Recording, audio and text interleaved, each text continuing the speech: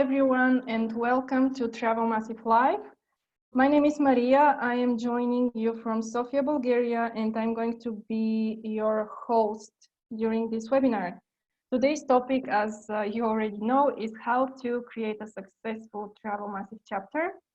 We are going to talk with a few chapter leaders joining us from all over the world, and we are going to answer some of the frequently asked questions. This webinar is very good for people who want to start a chapter anywhere in the world, or we will also cover some topics that are good for current chapter leaders and who wants to grow their community. So we do have our special chapter leaders joining us today. So this is, we have Lisa and Tian joining us from Berlin. Lisa is the co-leader of Berlin Travel Massive, and she is also the Global Chapter Leaders Coordinator. Ian is the founder of Travel Massive. He is also currently joining us from Berlin. We also have Sam from Lagos Travel Massive. We have Fuad from Cape Town. We also have Tobias and Gabriela joining us from Amsterdam chapter. We do have Chris Torres from Glasgow. Who else was here? Patience from Lusaka. We have Gary from Dubai. And of course, if we have other chapter leaders, please message us in the chat box so we can welcome you here. We also have in Denver. Great. Nice. That's a very nice group of people joining us today. Okay, so this is an interactive webinar. So at any point, if you have any questions, please put them in the chat box on the right side so we can go to them at the end of the webinar. Before we start with asking questions to the other chapter leaders, I just want to give a very quick introduction about the topic today. So I am going to share my screen very quickly, and I have a few slides to show you. I hope it's visible, right?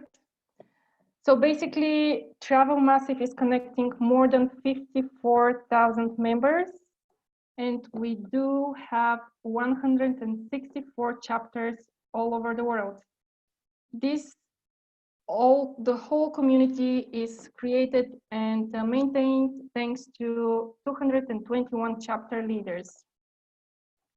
A very important thing for every chapter leader, this is the chapter leaders guide. You can find it on the following link, and you can learn more about the responsibilities, how to apply to be a chapter leader, what are the criteria, what are the benefits, and many more things that you might find interesting. Another very important document that you can find on the website, this is the community guidelines. I will share all of these links afterwards as well. So you can learn more about the values and mission of Travel Massive, different member events, the brand guidelines, and many more rules and things to find out in the guidelines. Another interesting thing that you can see on the Travel Massive website, this is the chapter leaderboard. I advise everyone to check that and to see what are the top performing chapters around the world. So currently we have Travel Massive Live on the first place. Then we have Berlin, Toronto, New York City, London, Dublin, Glasgow, Cape Town, and San Diego. And we do have Edinburgh on top 10. So feel free to go to these chapters and see what they're doing and what type of events they're creating, because you will find this very, very useful. Okay, so we can start with the questions. And before I give the words to all the chapter leaders that are joining us, Lisa, can we just summarize briefly what are the responsibilities of chapter leaders and what benefits do they have? Sure. So there actually isn't a whole lot of rules, and we don't meddle too much with what the chapter leaders do in each of their chapters. There's a couple of big responsibilities. So one is we ask that you organize at least 4 events a year. So in that way, members know that if they're attending an event, they won't have to wait too long to go to their next event.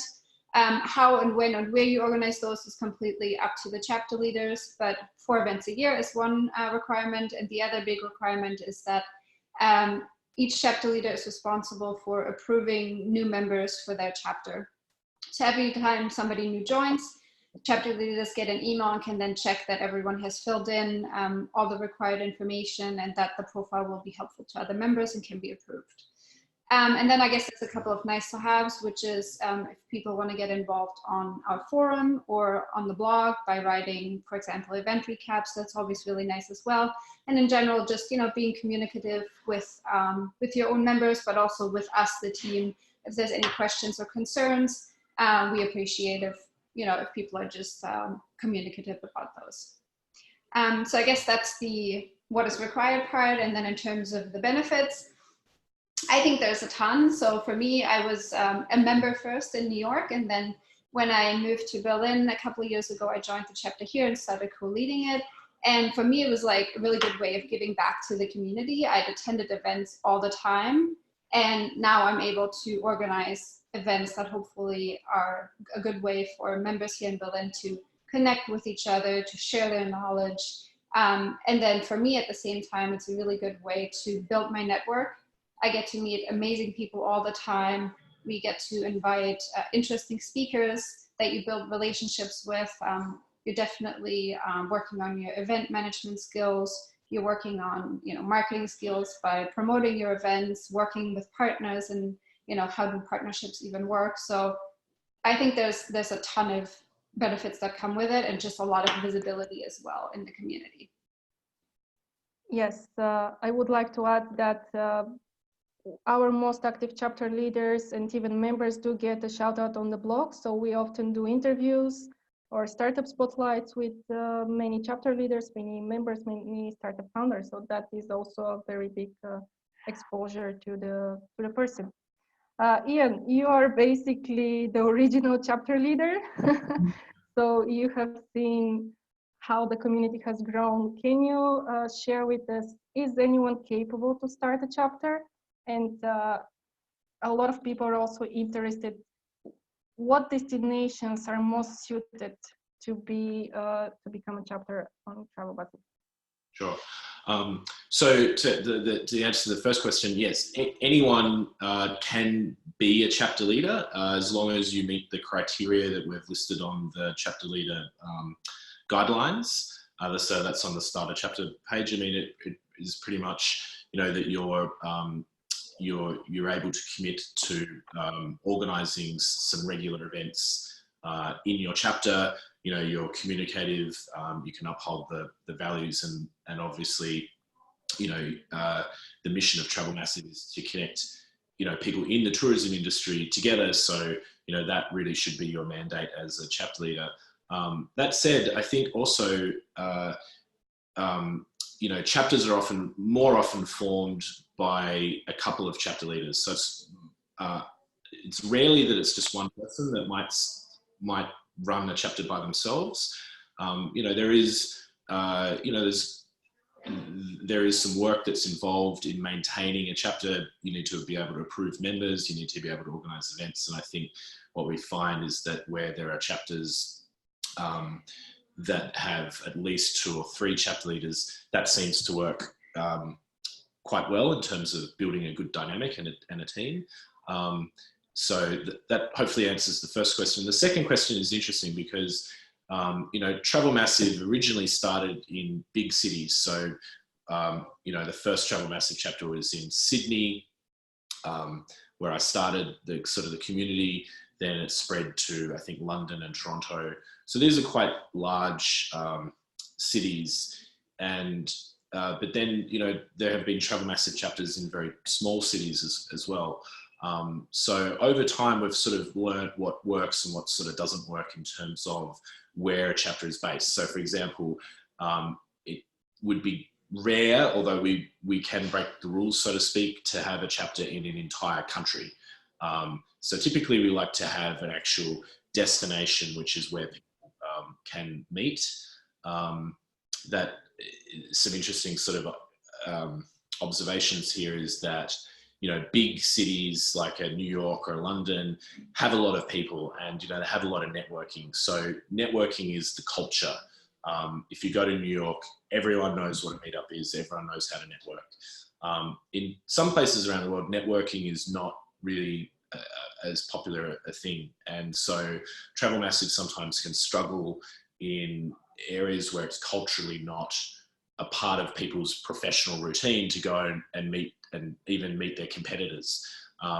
That's not to say that a Travel Massive chapter won't be successful in those cities, but you know, for example, Latin America, and I'm kind of stereotyping here, all of LATAM, the culture of networking isn't as strong as say in say London or New York or in Australia. So there's a cultural thing there. But the other place where we see Travel Massive can be very successful is in emerging destinations, and this is where we can help people, you know, working in the tourism industry that might feel that they're alone, to be able to find other people, you know, in their area to be able to connect, and then to be able to connect that destination into the bigger network of Travel Massive.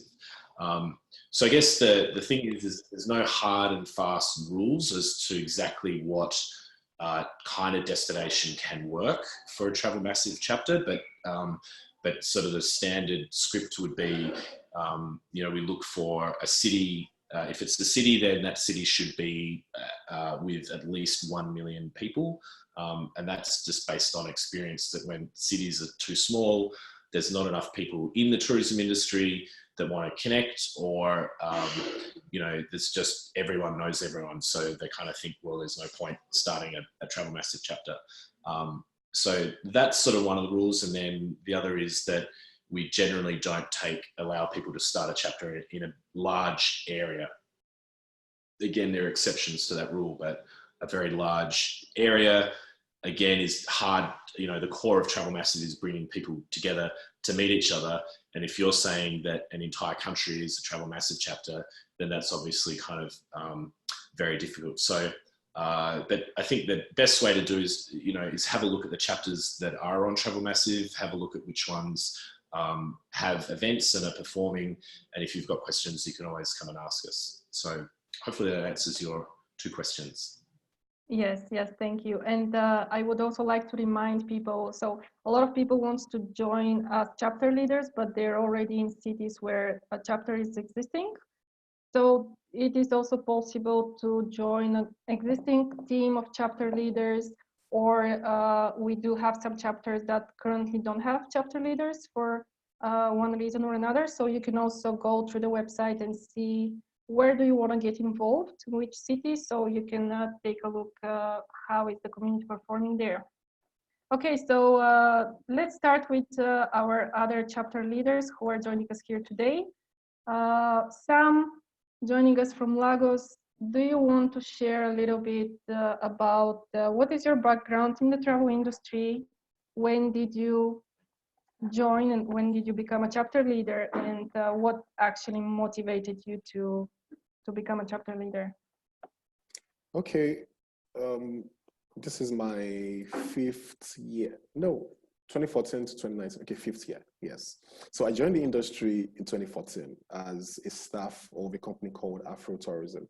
I joined as a travel writer, and from there, my boss at the time said, "Oh, Sam, join communities, sign up, go for events." So I was introduced to Travel Massive, so I joined. Now, I didn't even go for any events until after 2-3 years.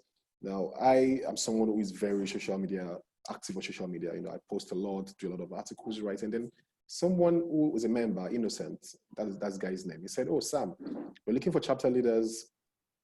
We've not been able to get it off the ground in Lagos. Can you come join?" And so he invited me aboard, and that was how we started. And interestingly, the reason why I joined is simply because they saw the fact that I had the passion for travel. I didn't see it as just a job in which I was getting paid in my office, but something which I did outside of my work. In fact, people used to think that I was the owner of my company, where I was just a staff, because I was all over the place attending events, posting on personal social media pages. Everybody knew me as Sam Travel, so to speak. You get, so joining Travel Massive and getting to the leadership, having the first. So what we did was, because I understand in leadership, and for you to make impacts, you need to have what we call your core team, your in-house team, a team of 2-3 people that believe in you and trust each other. So we had that meeting, 4 of us at the Federal Palace Hotel in Victoria Island in Lagos. And 4 of us decided that we were going to run and move forward, because the previous people who tried to take it off the ground, they started by asking people to come to pay for a tour. So they used their own personal business. So they organized, for example, a local destination tour. They charged people. I wanted to also use it as a Travel Massive event as well. And people did not show up. So what that taught, because I also asked that why didn't they succeed the last time? So in starting a new chapter, you must also be able to ask, what were the previous efforts that were made by the previous people who failed? Because every market is different. In Lagos, people don't like paying for things. If possible, get it free. So we had to look at, okay, how can we leverage on getting free venues, free destinations, and free places so that people can come free, and at least then we not said, okay, buy a drink of $1, 50 cents or something. So after we're able to get that market fundamental right, then we set out and we decided to contribute our own personal money to buy drinks for people. The most basic drink for the first meeting, for the first hangout, because people do think that we're actually here to make money. But I tell them that, see, for us, it's about, like you said, giving back to the community. And we knew that we wanted to bring people together, because to be honest, in this part of the world, most of the people who run the industry are the older people. They're the ones with the big airline contracts.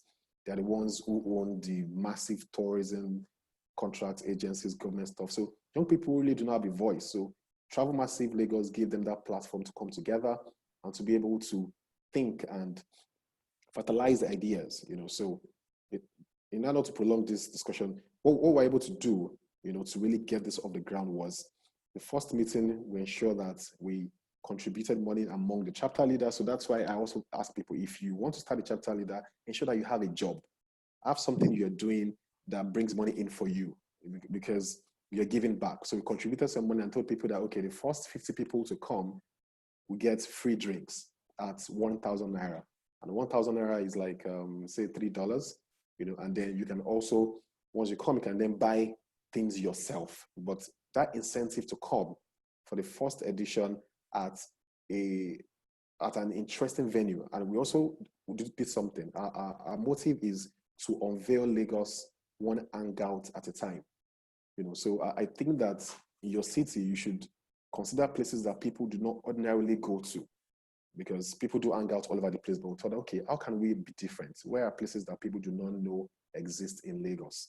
So before the day we approached the manager, told them that, see, this is our rap sheet, or this is our portfolio. We are the biggest in the world, and we can give you this exposure. We are bringing travel bloggers, tour operators together. Just give us your space. We'll buy the cheapest drinks you have, and then we will not mess up your property. And within 2-3 hours on a Saturday afternoon. So we also had to ensure that we communicated to the owner, the manager, not just by emails. There's something about visiting the place ahead, talking to the people in charge, letting them know that you are real and you're not just writing an email, because email can sound proud at times, oh, hello, sponsorship. No. Go to people, have meetings, and have that physical connection.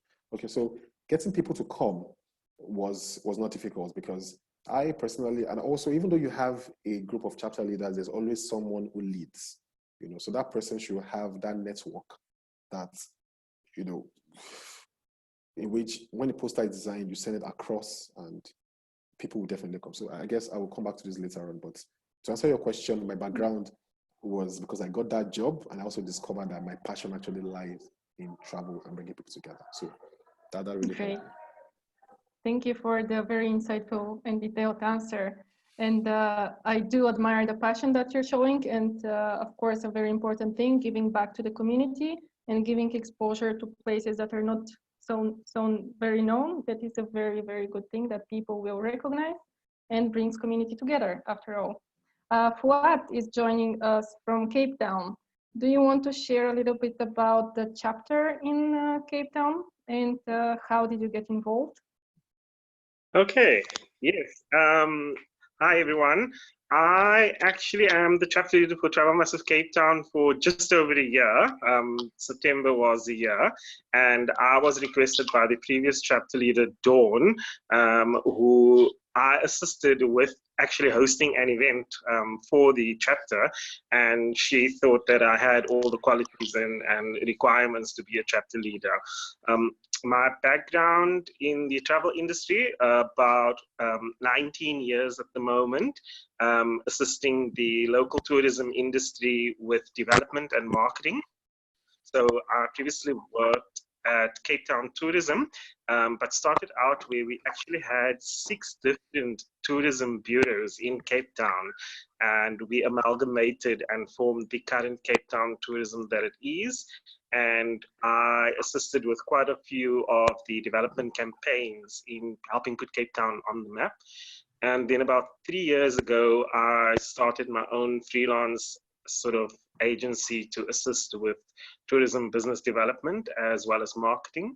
And one of my key business things that I'm working on is these small businesses, and Travel Massive definitely being a support of startups was great for me to actually start and help them get onto the platform. And so that's where I sort of assist in leading the chapter, as well as 2 co-chapter leaders who are also in the industry. One is in the tour operating industry and the other also in marketing, particularly digital social media marketing, with Letitia, and the tour operator is Carmel.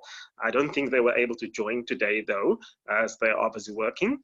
But yeah, and then what does it mean for me to be a chapter leader? I think being able to assist the community to collaborate and work together is what helps me see that we are able to actually work together as a combined industry instead of people working in silos, as it just does not seem to help when that happens. And the Travel Massive platform, it really is great in assisting us in being able to do that through the events that we host. Yeah, I think that's about it. Yes, great. Thank you. Thank you. Tobias is also joining us from Amsterdam chapter that recently got relaunched. So last month you had an event. And do you want to tell us how did you decide to become a Travel Massive chapter leader, and what does that mean for you, and what does it bring to you? Yeah, I started for about 5 or 6 years ago in the travel industry. That I'm working for a big tour operator in Amsterdam called Travelbird, in which I was involved with more the tech side of tourism, which I loved, like all the API connections with OTAs, with like bed banks, and it was a fascinating industry to me. And after a few years, I joined a travel startup, also building software, and that's also like the area where I'm now in. So really like the software development for travel agencies, hotels, that sort of stuff. And last year I got asked to host a Travel Massive event in Amsterdam, in which we had a format of like 2 speakers, and we asked 2 speakers from my network, from the tourism industry and the tech side of like of things. And that went pretty well. We had a really good like show up, and that also got me thinking like, hey, this is a really cool community. And it is quite like yeah, there are a lot of people in Amsterdam. The chapter at that time was about 500, 600 people sized. And I got in touch with Matthew, the chapter leader of London, who convinced me to join Gabriela to actually co-lead the chapter in Amsterdam. Great, great. Thank you. I think Gabriela is also here with us. Do you want to share your motivation of becoming a chapter leader for Travel Massive? Hi, everybody. So I started, well, I kind of got bitten by the travel bug for 10 to 15 years now. And I lived in 6 or 7 countries by now. And moving around, I realized that, okay, it's quite interesting what I'm doing, but it's not really sustainable because you always need to meet new people. You need to always make new friends. So I started a blog where I was talking about my experience, but in the same time, I realized that, okay, I need to meet people. Talking on a blog and writing down, it's not sustainable. And I heard about Travel Massive and I wanted to join as a member. But there were not that many events in Amsterdam. So at one point I got an email saying that, hey, do you want to become a chapter leader? So I said, yeah, why not? I mean, I can organize the events where I want to meet people as an expat, as a local. It doesn't matter. For me, what was important is to meet somebody. So yeah, I think the day before I went to India for traveling, I talked to Lisa and Jan, and I said, yeah, okay, I really want to do this. And yeah, I think a month or 2 months afterwards, Tobias joined me and we had our first event in September. Yes. We do have 2 more other co-chapters, but they are not here today, unfortunately. Okay. Hopefully they will see the recording afterwards. Yeah, I hopefully. think it is. I think it is important to share because we do get that question, or we see that people are often wondering. Being a chapter leader is not a paid position. As Sam mentioned, you're already involved in the tourism industry in any way. You have a job, and being a chapter leader is an additional thing that gives you value and benefits that your job either doesn't, or you just want to boost that community and to create the community for yourself if you cannot find it. Okay, so I think Chris Torres, you can join us now. I think you will be a very good person to share with us how do you promote your events and what advice would you give to people to make the community to show up to the events, because your events in Glasgow are really good, and I think you can share with us a lot of great advice. Yeah, thank you. I think it comes down to a number of things. So, no, we predominantly use the Travel Massive platform to showcase the events that are happening. No, for those that don't know the Glasgow chapter, we run the events once per month on the last Tuesday of every month. So it lets people know and lets your own audience know that it's always going to be on a set day every single month. So that's the first thing that we do. We do put the event up on Eventbrite as well, and the events are free, but we don't get that many through that platform. It's mostly through the Travel Massive platform. And the way we promote the chapter is we record every single talk that we have at the event. So a lot of Travel Massive events I have been to, they either tend to be predominantly a networking event where you go along and spend an hour or two and chat to other like-minded professionals. But we have that element of it as well, but we limit that to around 30 minutes at the start. And then we tend to have 2 speakers. So we have, and it's more Q&A, so I will ask them questions rather than being sort of presenting a PowerPoint presentation. So I will ask them questions, and it's all geared about delivering content that will help grow other tour operators, travel operators with their marketing or business development. But every single one of them is recorded. So we publish those videos up on YouTube, up on Facebook. We put the audio up on various podcasts as well. So we have it on iTunes, Google, Spotify, etc., etc., etc. So all that is going out to a wider audience to help attract more people towards Travel Massive and what we do in the talks, etc. So that's part of the promotion that we do with that side of it, but it's mostly through video content and blogging, etc. as well. So yes, so a lot of people see, even if they didn't attend the event, they see the recording afterwards, they see the publicity afterwards, and they can join easier for the next event. Exactly. You mentioned a few different types of events, but Lisa, you also have a lot of experience with different events in Berlin. Just networking or Q&A sessions, or just more interactive events with different teams and workshops. In your experience, what type of events are the most successful ones? Yeah, I think that's a really good question, and that totally depends is the answer, the short answer anyways. And I think Sam also touched upon this, like every chapter is different. So what works in Berlin might not work anywhere else and vice versa. So for me, it was interesting coming from New York, where most of the events are just big, big, big networking events that are often sponsored. Coming to Berlin, it was very different. The events are a little smaller, a little more intimate, and we've also kind of come to realize that our members here really like content. So they want to come out, they want to mingle with people, but they also want to learn something. And so what we've kind of developed, our concept is that we do different types of events all the time. So we'll have a networking event followed by presentations, followed by a panel. We've also recently started doing workshops, which we had a design thinking workshop last month, which was fantastic and really got people thinking and collaborating with each other. And so we're constantly testing out new ideas, but basically what it comes down to is figuring out what does your community want and need? What kind of topics are they interested in? Who do they want to hear from? And obviously, you know, trying to get in some big names, like our London chapter just interviewed the new CEO of Rough Guides in the spring, and that was a really successful event. So just, you know, try out different things, see what works for your community, get feedback from your community. You can create a quick poll in Facebook. You can design a survey on SurveyMonkey. There's all sorts of different ways to get feedback from your members on what types of events they want, and then just try, give them all a try and see what sticks. Yes, basically it's trial, and then you can see what works best for you. Gabriela, you had your first Travel Massive event last month. You had speakers from Witloco and Klook, very good speakers as well. Can you share with us what were the challenges of organizing the first event for the Travel Massive community?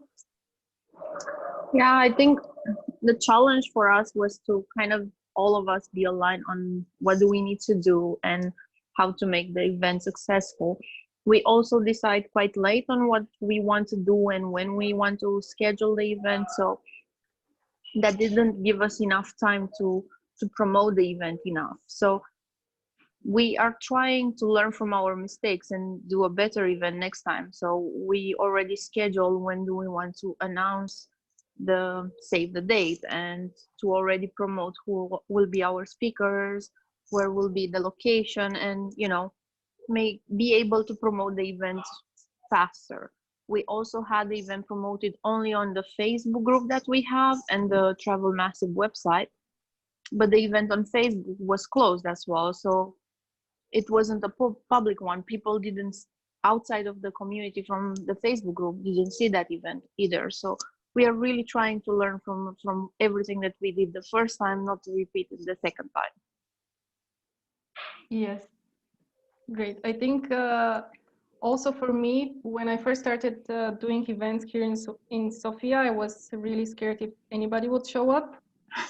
So that was the biggest scare, and giving yourself more time to promote the event, to communicate with the audience why they should attend, that it's completely free, what is your mission, that you want to just grow the community so it benefits everyone in the location. That is a very, very good advice. And also I would like to share that what I did do in the beginning, I just go through all of the events on Travel Massive, get ideas, see what other chapters are doing, see what events are most successful.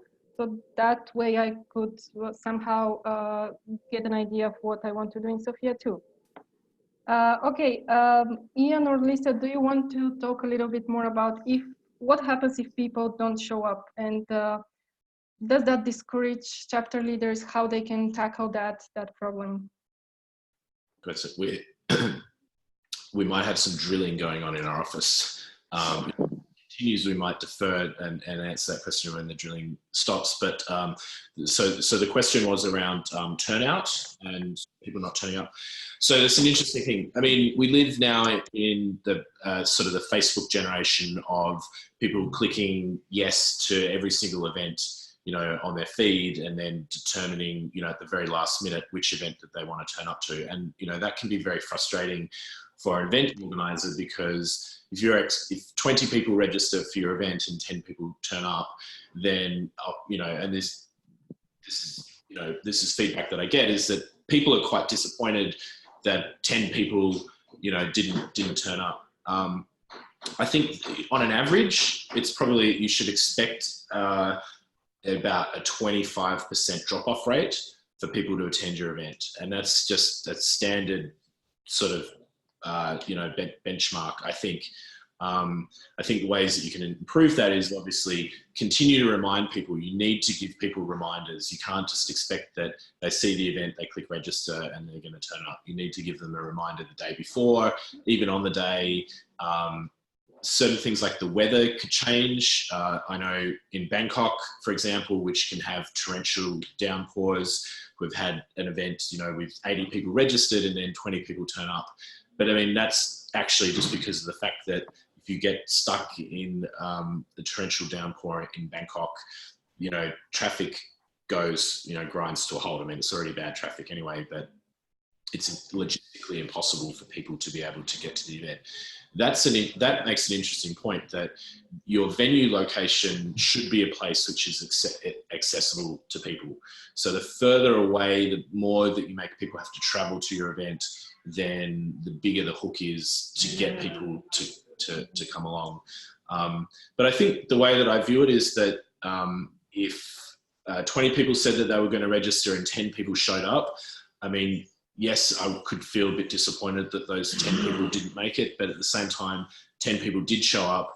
And I would view that as a success because, 10 people is more than enough, people, especially if they're people that you haven't met, to have great conversations with, share ideas and get value out of it. But I think it really has to be about how you market it, how you get people to register. I think another thing is that, and so, for example, the Toronto Travel Massive, they do this trick where people would just turn up to the event because they'd see the location of the event on the page, but they wouldn't register. And the same thing would happen for New York. So one of the things that you can do on your event settings when you set the page up is you can hide the event location until someone registers for the event. Now, that, might not work in all situations, but that's one way to ensure that people register. Another thing that you can do as well is, at the moment, by default, to register for an event, you have to be an approved member. Now, again, in a bigger city like Toronto or New York or London, where people really want to get into an event, they will complete their profile and fill that out to be approved. And it's important as well as an event organizer, especially if you have sponsors that who is actually turning up to your event. So, that level of verification is good for everyone involved to know that, okay, these are real people in the tourism industry and not, just someone that likes travel or wants to get a free drink. But you can change that setting, and I recommend that for new chapters, because often when a new chapter is formed, people might not be familiar with the Travel Massive platform. They might not immediately see the reason why they should complete their profile to attend an event. So you can actually turn that setting off, and you can allow guest members to register and attend events. So for example, this webinar that we're on today, Maria had set the event setting to allow non-approved members to register. So you kind of have to pick your tools in terms of how to get people to register. And I think we've got a question or... Well, I was actually just going to say, Chris just commented in the chat saying that they've actually turned off the approved member requirement in Glasgow, and their uptake in event registrations increased. So that's interesting. Yes, I also saw a discussion going on in the chat. How do you actually find the speakers for your event? So Chris, if you want to share just a few words and a few tips so we can get it on the recording, that would be very good. Yeah, sure. Well, luckily, I've been working in the industry for a long time. That I've been utilising my own contacts, utilising customers, past and present, to ask them to share their stories, share their experiences to the viewers and obviously the people who are watching and listening on the videos and the podcast. And I go through the Travel Massive website, so I don't just look at Glasgow, I look at Edinburgh as well and cities that are around about us to help get more speakers in. and over LinkedIn. I simply send messages, I ask the question, and we're lucky because we do record all the talks that we reach around between Facebook, YouTube, the podcast, etc., etc. Now it probably reaches around 45,000 people, if not more. So it's basically, you can basically play on it and say it's free promotion for their businesses, and that they more or less say yes, we'll talk at the event. So it does help in that regard as well. So, but it's basically simply asking the question. If they say no, they say no, but most say yes. Yes, and if for smaller chapters that don't have the resources to record and to do a big promotion afterwards, it is important to state that we also give exposure to the events afterwards on the Travel Massive blog. So when you reach out to any speakers, you can also say that they're going to be mentioned on the blog and all the exposure that happens after the event was created. We have a question in the chat. I think, Ian, you would be the best one to answer this. This is from Gary from Dubai. Does anyone have advice on how you can verify your current membership easily? And if they are no longer active, should you remove them from the chapter? Good question. I mean, no longer active. And so members can actually they can cancel their account. Sometimes I see people cancelling their Travel Massive account, and the reason might be that they're no longer in the tourism industry. So I would leave that up to that individual to cancel their account. It's a good question because obviously, we've had our platform now for 5 years, and I'm sure that there are members that might not be in the tourism industry anymore, or they haven't kept their profile up to date. I don't think that there's Gary had asked if he can remove them from the chapter. You can actually remove members from your chapter. That's more of sort of a moderation thing, and it might be that that person actually is not in your city, and you don't want them to receive your updates. But in terms of actively removing people, I think the best thing to do is if you think that if there's a profile of someone that's not active or not in the tourism industry anymore, send that over to me, and we can remove that off the platform. But I don't think that one important thing here is that even though you might have guest members and those guest members haven't filled out their profile, you can still contact those guest members. And so those guest members are part of your distribution list when you're telling people about events. And I mean, I've seen, guest members fill out their profile 2 years later when they want to, finally they want to attend an event. So I think it's worth hanging on to guest members, and it's certainly not going to do any harm. So I hope that answers the question. Yes, we also had a question if the events are run in English or in the local language. So basically you can try both ways and see what works best for a chapter. In my own experience, I started running the events in English. I think the first 2 events were in English. We do had probably 1 or 2 people who didn't speak the local language, and 50 who spoke the local language. So those 50 people were not happy that we're talking in English only. So then we turned the event in Bulgarian, and we've had more success like that. But of course, you can see what works best for your local chapter. Okay, Lisa, do you want to summarize how and what are the opportunities to monetize a chapter, or how you can organize sponsored or paid events for anyone who is interested in growing their chapter to the next level? Yeah, so there is actually ways to monetize the chapter. One would be by doing a sponsored event, and the other one would be by doing a paid event. So sponsored events, you would approach a company or brand to sponsor a particular event. Basically it depends on how you want to do it, but most chapters do it in that they sit down together with the sponsor and figure out what do they want this event to look like, what are their goals, who do they want to reach, and then come up with a concept for the event. And basically you're taking an event handling or management fee from them for the service and for the exposure that they are getting to our community, which is quite valuable. So that is one way that you can do it.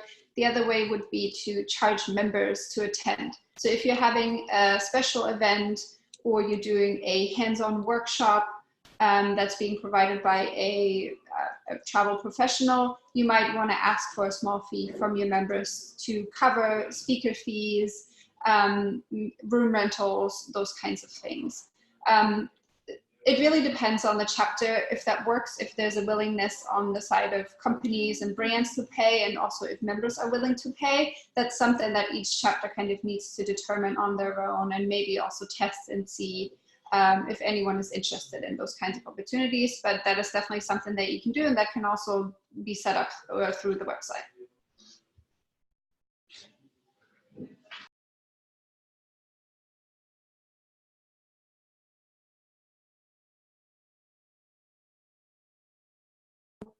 Okay, I was muted again. Chris was asking, does charging for events help? So Ian or Lisa, if you want to answer that. Yeah, I see. Yeah, so Chris has said that they run the events for free, but pay for the venue and the food out of its own pocket, which I think is very generous of your support. So do I.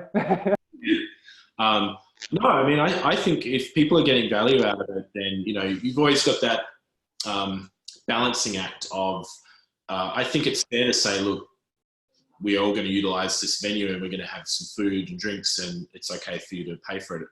I think it's, you know, it might not be the thing that you do immediately because people might then be apprehensive of it. But, you know, for example, the Toronto Travel Massive has had a number of workshops, and those workshops are paid workshops. So they put a ticket price on that, and then that helps pay for the speaker and the venue. So, and again, I think to keep things simple, so when you can enable payments on events, and you can, you know, similar to Eventbrite, you can choose what that payment amount might be.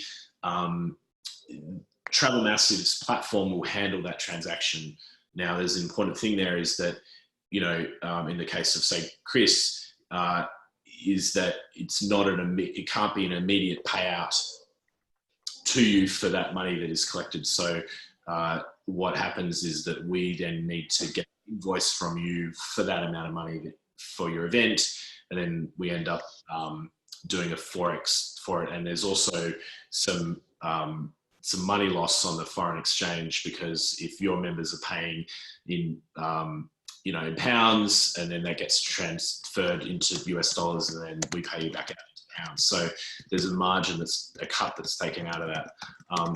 To simplify things though, is we also, if it's a general rule, but if it's less than 20 US dollars, you can do that, you know, off platform. So you could have a door entrance fee and just get people to pay money. So we're trying to make it as simple as possible for chapters to be able to, you know, charge for events. If, you know, I mean, it's got to be in the right spirit of things. It can't just be like, hey, give me money and come to my event. So there are some sort of rules around that, and we like to know if the chapter is charging for events, so we can kind of look at that and make sure that that's applied in a best practice way. Great. I just want to mention as well, so we can get that on the video. Nicole asked if Travel Massive has an automated system for reminders to be sent out to members. So the website is very intuitive. You can just create a reminder and then send it out. It's not automated. You should do it manually, but everything is pre-filled and it's very, very easy to use. And yeah, so everything is made very easily. I think we covered most of the things that we wanted to cover. If some of the questions were not asked, I shared the link in the chat where you can put your question. As well, if we have a lot of interest and a lot of more questions, we can do this webinar once again next month or in the future. So basically, to sum things up, for every new chapter leader or current chapter leader, you get a lot of support from Travel Massive. You can get in touch with the team, and we can give you a lot of information and answer your questions, and basically give you tips on how best to approach your community and how to run your chapter more successfully. Also, another advice is just take a look at the current chapter, what events are organized. Take a look at Toronto, Glasgow, New York, Miami, Berlin. They all have great events and very successful things going on for them. So yeah, that's basically it. If you want to share something else, feel free to do so. You will get a recording of this webinar afterwards, as well as all the links that were mentioned in the beginning, I will send out to everyone. So feel free to reach out and to post your question in the forum thread. And yes, feel free to join the Travel Massive community. Maria, thanks so much for putting this webinar on together. I really want to thank our chapter leaders for spending the time to join us and to share their insights. I hope you don't mind if I can hijack the agenda of the webinar, just make something up on the fly. But I'm just curious, just like one key point from probably each chapter leader as to like what they think makes, you know, their chapter successful, or what key pieces of advice for other chapter leaders to make their events successful. If everyone has a minute just to quickly go around, but just super quick answers, because I think that would be really interesting for this and to put on our blog. True. Sam, do you want to start? Yes. Okay. What makes the Lagos Travel Massive chapter successful? To be honest, we've had our own fair share of troubles. We've had times when we fought, and it was like, this will be the end, you know. But because when 4 people work together, there will always be, you know, friction.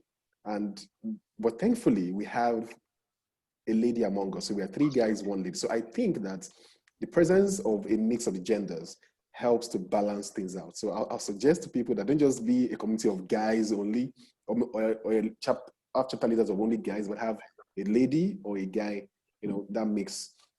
Because when we were having head-to-head issues, the lady was one that calmed all of us down, you know. So okay. So having said that, I think the leader, there should be a key man who is the one that drives the vision. So if you're in a place where there is nobody who has really understood what it is to lead and to bring people together and to be selfless and to be able to pick calls at late hours and to be able to, you know, go out of the extra mile, you know, then that chapter is yet to begin. So I think number 1, there should be a key man who is constantly looking for ideas on how to improve, how to be better. You know, for me, how I would say I was able to grow that chapter is to continuously join and get exposed to new ideas, new communities. So for example, for every new edition or every new event to organize, I ensure that I post and I ask her, oh, what are the new communities around? I say, oh, please add me. So people are also having communities outside Travel Massive, but the people are also looking for something new. So when you join me, I say, oh, Travel Massive is having an event. Oh, what's it about? It's a knowledge sharing event with this format, you know. So people are looking for something new, and so that desire to ask questions, to be curious, to be hungry for more, you know, that for me is very key. And also, second is don't be shy to go to the next level of asking for money from those who are willing to pay. So for example, how we were able to get our first set of sponsorship was Social Media Week Lagos approached us to curate the Travel Africa Day experience from the 5 days of Social Media Week, the global social media week that we all know, you know. And so when we agreed to that, we had a discussion that, oh, how can we get sponsors to help us build a set? Because we wanted to have a big set with designs, with the stage, with props and all that. And then, so that also talks about vision. Because aside just meeting and having hangouts and having drinks, do you want to go to the next level?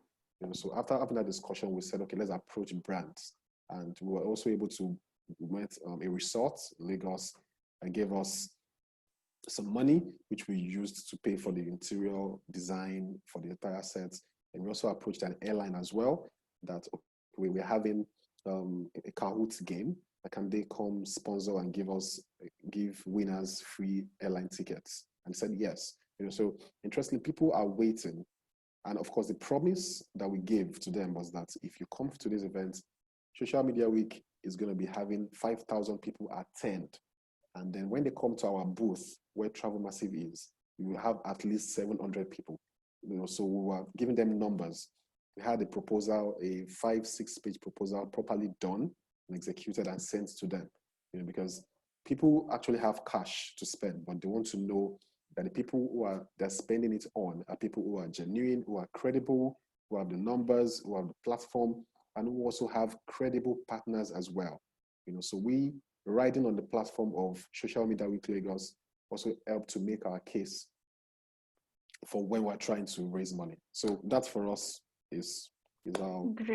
Great answer. Very quickly to round these things up, Fuad, can you share with one sentence what makes Cape Town Travel Massive chapter successful? Yes, I think it's the relationships that we as chapter leaders have. And then actually, Sam mentioned it as well, being able to ask people. I find that asking people to be involved in the events really helps. And we have quite a few of the businesses who actually donate prizes as giveaways to those attending. So again, creating opportunity for us to learn from each other what we have to offer in our experiences. And so again, using that collaboration in working together by getting to experience what each one is offering.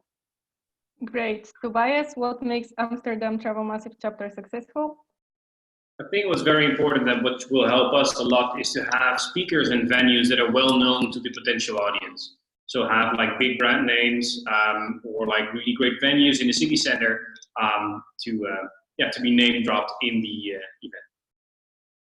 Great. Chris, do you want to share as well? Sure, yeah. For me, it's all about content. It's the content, i.e. the speakers, the topics that you're going to be talking about is what drives the audience. Before we took over the chapter about 12 months ago, just over 12 months ago, it was very, very heavy on tech. And I think because of that, it didn't do too well. So we opened it up to more business development, more marketing for tour operators and travel businesses, as well as we do still have the odd tech talk sort of within it as well, but it's more content. As long as the content is engaging and it's what your audience wants at your destination, they'll come and they'll come to view the talks. Great. Lisa, what makes Berlin chapter successful in your opinion? I think for me, it's kind of a mix of what everyone else has said so far. I think it's very important that you have a chapter leader team that works well together, to have a plan and execute that plan. Content, but also being able to bring people from the community in to provide that content as panelists and people doing presentations or running workshops, I think is also very important.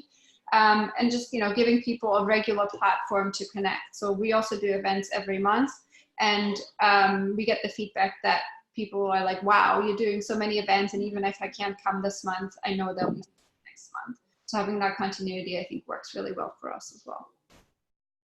Great. Thank you everyone for your answers. And I hope this was very, very useful for everyone who joined us live. Don't forget to join our future live events. We are going to send the recording to everyone and all the links that were mentioned. Again, thank you very much. This was all from us. Thank you. Bye. Thanks, everyone. Bye, everyone. Bye.